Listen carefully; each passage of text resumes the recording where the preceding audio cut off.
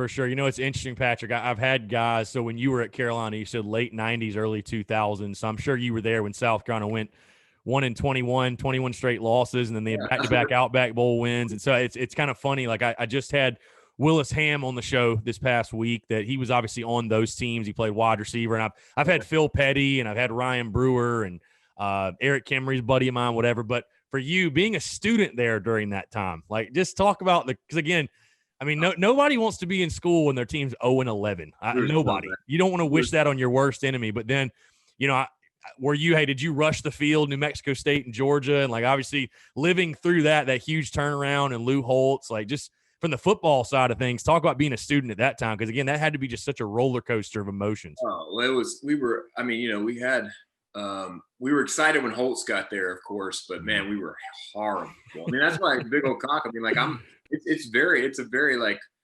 it's an autobiographical tune. I mean, like it's literally like that 0-11. You know, we did 0-11. Like we knew every week we weren't going to win. And we were playing like East Carolina. It wasn't even like that big. We knew we were going to lose the games. And man, that was a tough time. But you know, the eternal optimist that we are, you know, we're always like, oh, just wait until next year or wait until next week. You know, that played into it even as kids. You know, and I think there was at least at that time, especially when Holtz came in, we had the feeling that something was going to happen that was going to be good. You know, you kind of felt like the tide changing, you know, and I guess that Georgia game, you know, the one when they tore the goalpost down and everything, you know, that was, those were of course huge moments for any Gamecock fan, but they were also, after 2 years of living in a desert, it was like having a drop of water, you know, so you couldn't, but we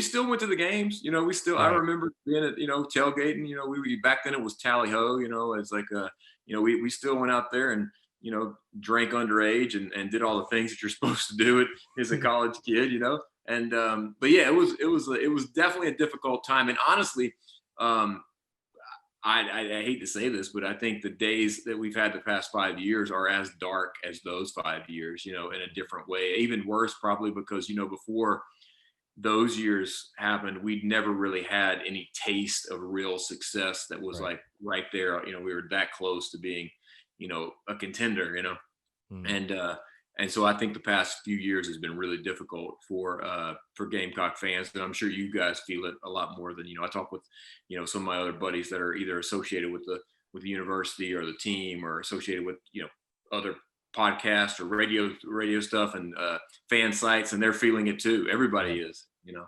it's gotten, you were in LSU, you were in New Orleans, Baton Rouge, you know, Baton Rouge this weekend. You know, there's a different feeling. I mean, I'm not exactly sure what the answer is. I think I know, but I don't, you know, we don't want to say. You know? Right, for sure. So